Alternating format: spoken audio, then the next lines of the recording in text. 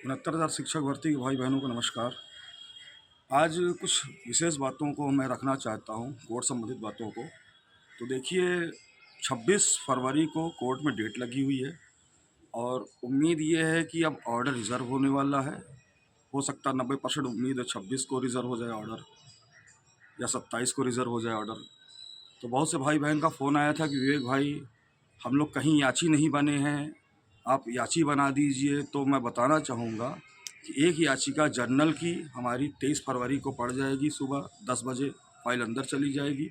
और एक याचिका हमारी आरक्षण के भाई बहन की, वो भी 23 फरवरी को 10 बजे अंदर चली जाएगी।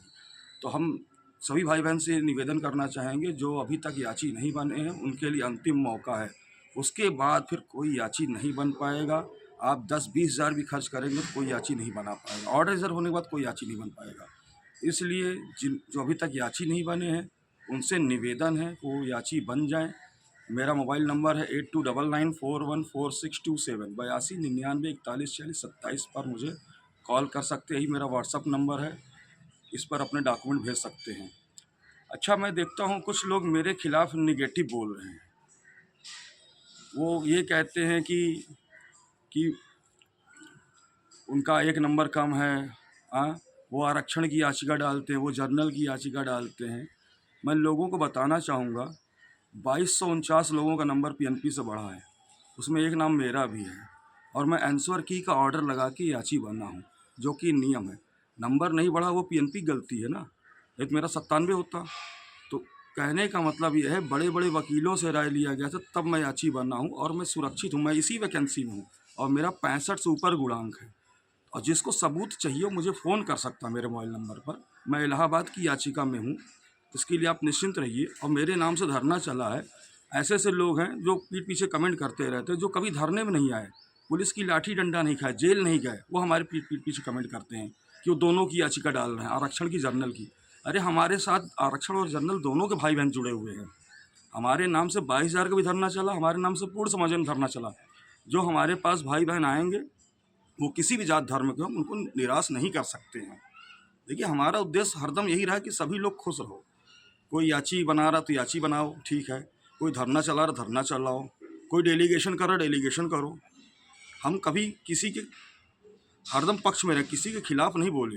लेकिन हमारे खिलाफ इस तरह ग्रुप में कोई लिखता है, ये चीज़ गलत है। अरे कम से कम जो धरना संभाला उसका तो सम्मान करो, जिसका सम्मान सरकार करती है, पुलिस विभाग करती है, उसका सम्मान करो। इस तरह निगेटिव बोलने से क्या तुम राजा हो जाओगे क्या? तुम समझ क्या रहे हो अपने आप को? ऐसा काम मत करो, ठीक है। मैं फिर से बोलना चाहूँगा, अभ्यर्थी बहुत बुद्धिमान है, लेकिन सरकार जो है अभ्यर्थियों से ज़्यादा बुद्धिमान है।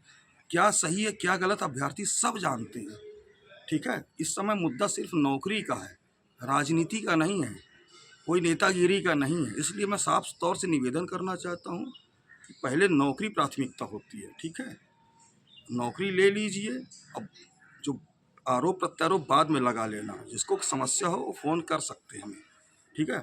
और सरकार से भी हाथ जोड़कर निवेदन करना चाहूँगा कि ऑर्डर रिजर्व होने का समय आ गया है। मुझे मालूम मेरा वीडियो सरकार तक पहुँच जाएगा और अच्छी तरीके से मुझे पता है। तो देखिए, सच ये है कि लगभग 10,000 हमारे भाई बहन डबल बेंच में याची है। सिंगल बेंच से जब 6800 ख़त्म हो गई तो 6800 वाले सिंगल बेंच में याची नहीं बने, बहुत रेयर केस में बने होंगे 150। तो ज़्यादातर 6800 वाले कहाँ याची बने हैं? डबल बेंच बने हुए हैं। तो मैं ये कहना चाहूँगा सरकार से कि सिंगल बेंच का मुद्दा जब ख़त्म हो गया तो मेन मुद्दा डबल बेंच का चल रहा है। आप जो भी ऑर्डर सुनाइए डबल बेंच के आधार पर सुनाइए, डबल बेंच को से ही याची लाभ दीजिए, डबल बेंच से ही याची लाभ दीजिए, ताकि सभी भाई बहनों का भला हो जाए। हम लोग यही चाहते हैं। और सरकार भी अच्छी तरीके से जानती है, सरकार को सारी बातें पता है, कितनी विसंगतियाँ हुई है, क्या क्या हुआ है इस वैकेंसी में, सरकार को सब पता है। मैं सरकार से ये भी कहना चाहूँगा, लगभग 60 से 70 हज़ार सीटें खाली है और हर साल लगभग 6 से 7 हज़ार प्राइमरी में रिटायर होते हैं। अगर आप 10,000 भी सीटें देंगे तो आपके पास 50-60 हज़ार सीटें बच जाएगी, आप नई वैकेंसी निकाल सकते हैं। हम ये भी कहना चाहेंगे, आप अगली वैकेंसी में ऐसा एग्ज़ाम लीजिए कि अगर 50,000 वैकेंसी आप निकालते हैं तो 25 से 30 हज़ार लोग पास हों। ऐसा पेपर का सिलेक्शन करिए, पेपर का स्टैंडर्ड इतना अच्छा रखिए कि जितनी वैकेंसी हो 50 तो 30-35 हज़ार पास हो या 40 हज़ार पास हो, लेकिन पेपर का स्टैंडर्ड अच्छा रखिए आप। और मैं सरकार से बस यही हाथ जोड़कर निवेदन करना चाहूँगा, अभ्यर्थियों की तरफ से यही इच्छा है कि जितने हमारे डबल बेंच भाई बहन हैं उनको याची लाभ मिले, और मुझे पता है सरकार तक बातें पहुँच जाएगी। अपनी बातों को विराम दूंगा, तब तक के लिए धन्यवाद, नमस्कार, जय हिंद।